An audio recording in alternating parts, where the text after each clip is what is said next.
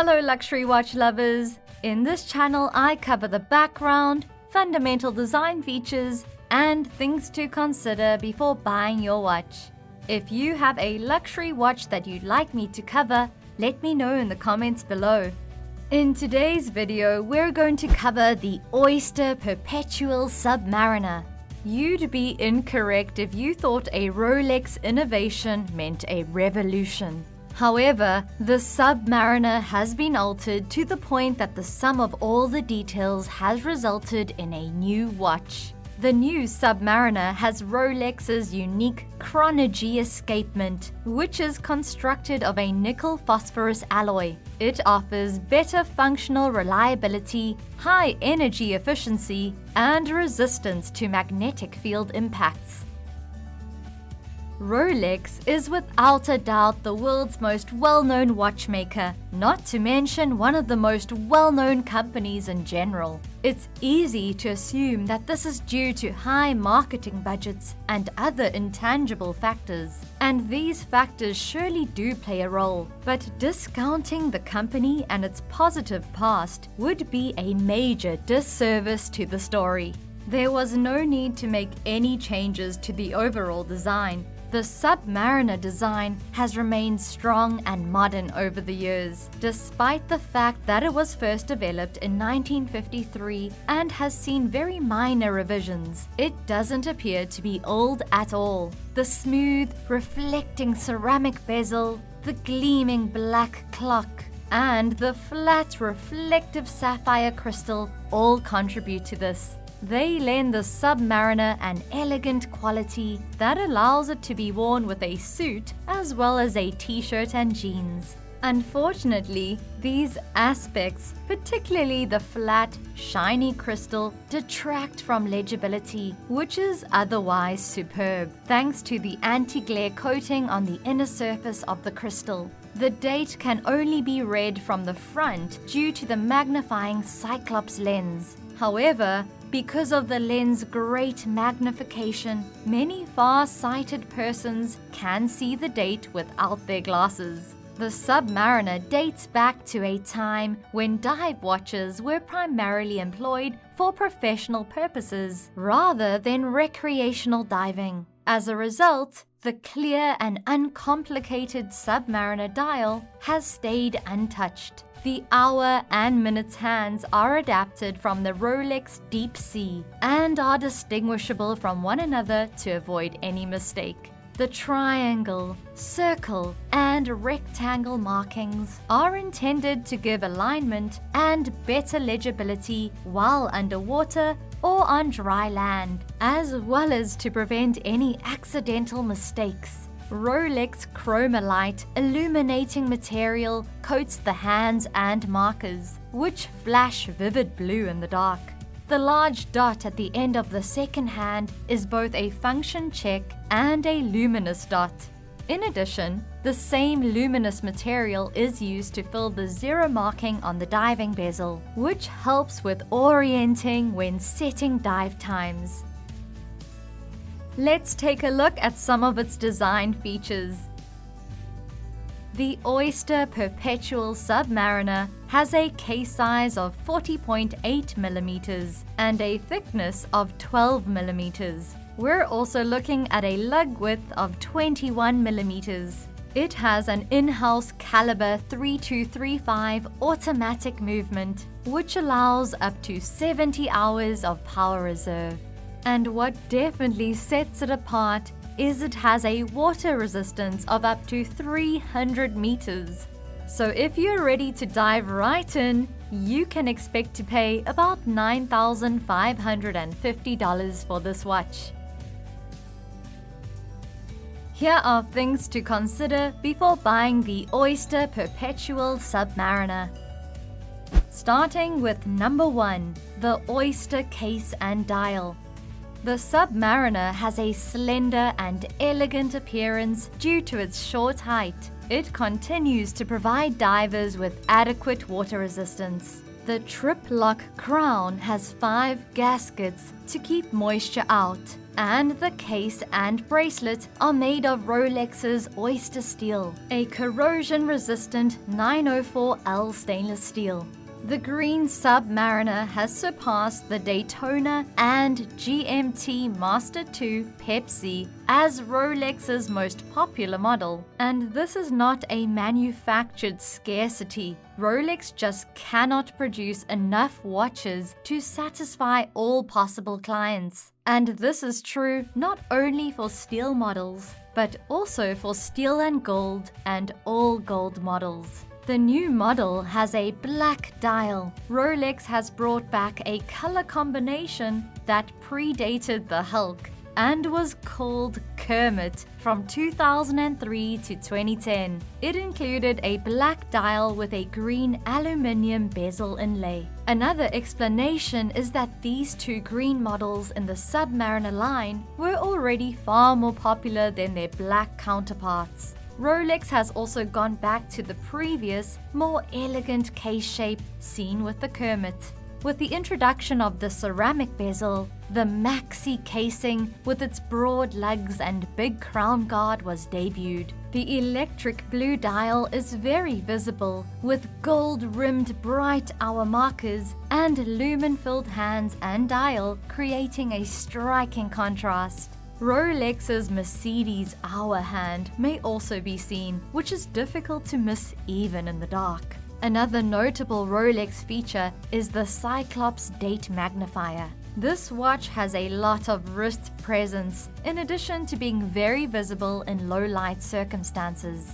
From the sapphire blue dial to the many polished elements of the unique Rolex and stainless steel 40mm in diameter case and bracelet links, it shines brightly and will quickly become one of your favorite accessories. The Submariner's effortlessly turning bezel with its rich sounding clicks and half-minute intervals is another standout. A scratch-resistant surface is provided by hard ceramic. The ceramic ring has a thin platinum coating on the recessed numerals and markings. This contrasts nicely with the high-end curved white gold hands and markings.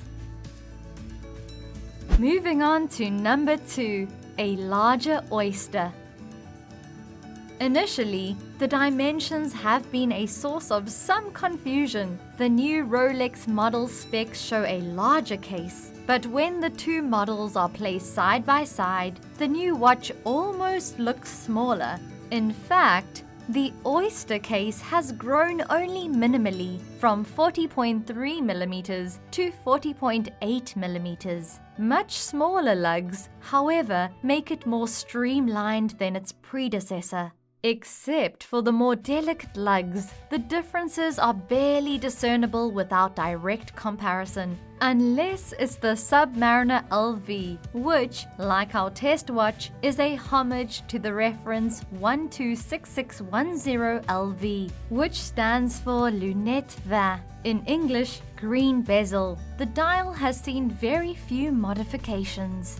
The regular model's gleaming black dial contrasts with the green sunburst treatment on the predecessor's display. The original Hulk was an outgoing character, however, the current version is more reserved and resembles a tool watch. The color of the ceramic bezel is the same, but the older Kermit watch has a darker metal track, which makes it stand out. Onwards to number 3, a different caliber.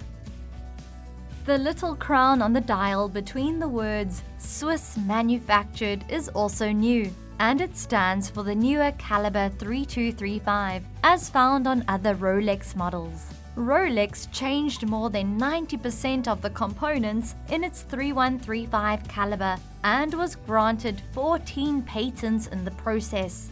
Shock absorption and dependability, in particular, have been increased. Because of the redesigned ball-bearing rotor, winding is more efficient and quickly builds up a power reserve. Some folks may now be able to hear the rotor, which was previously audible. Rolex achieved the time increase by using a thinner barrel wall, which allows for a longer mainspring, as well as the new chronology escapement, which boosts the Swiss lever escapement's effectiveness by 15%. This is made possible by the skeletonized form and change geometry, which minimizes the weight. Magnetic fields have no effect on the nickel-phosphorus alloy escape wheel, which was created using the LIGA method. That includes UV lithography, electroforming, and molding. The new balancing staff also increases anti-magnetic qualities. The blue parachrome hairspring, constructed of neobium zirconium alloy, as well as the Paraflex shock absorber, have been used in previous generations. The balance's end shake may be regulated with a screw, and the hairspring's consistent action is ensured by the Breguet overcoil, as well as the free sprung fine regulation utilizing the microstellar nuts on the inside of the balance wheel. Despite the fact that the new caliber, like all Oyster models, is housed in a steel case, it features a sunburst finish on the cutout rotor and automatic bridge, a line treatment on steel components, some beveled edges, and polished screw heads. Ticking away with number 4, the Super Chronometer.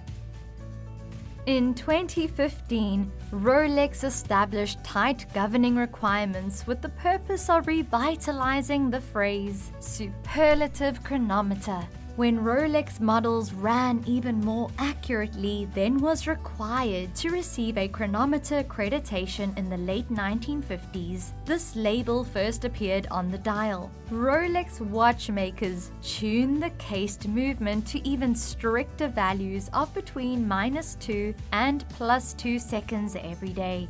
In addition to the chronometer certificate from the independent Swiss testing agency KOSK, which tests the movement.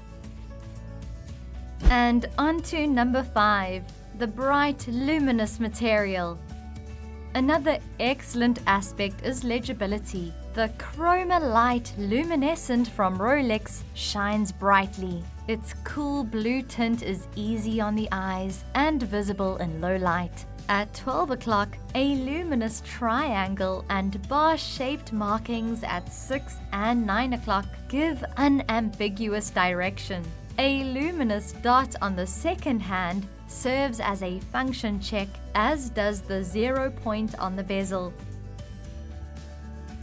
And last but not least, number 6, the bracelet and strap. The watch's wearing comfort is enhanced by the smooth case back, clear inner surface of the clasp, and soft steel bracelet. The bracelet's individual links are curled to fit the curvature of the wrist. Even when the bracelet is bent, the spaces between the links stay consistent, preventing any hair pinching or tugging.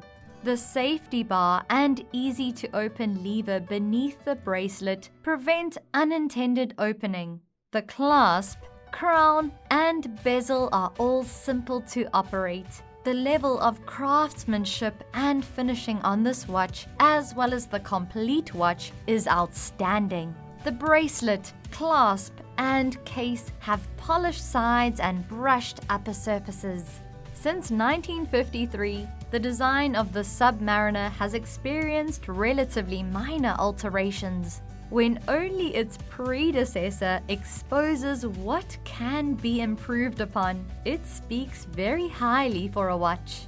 The proportions are more balanced now. The watch has a more elegant style thanks to the larger bracelet and smaller lugs, which retain the Submariner tradition. Even though the rate results don't exactly match rigorous standards, the new movement is outstanding with its huge power reserve.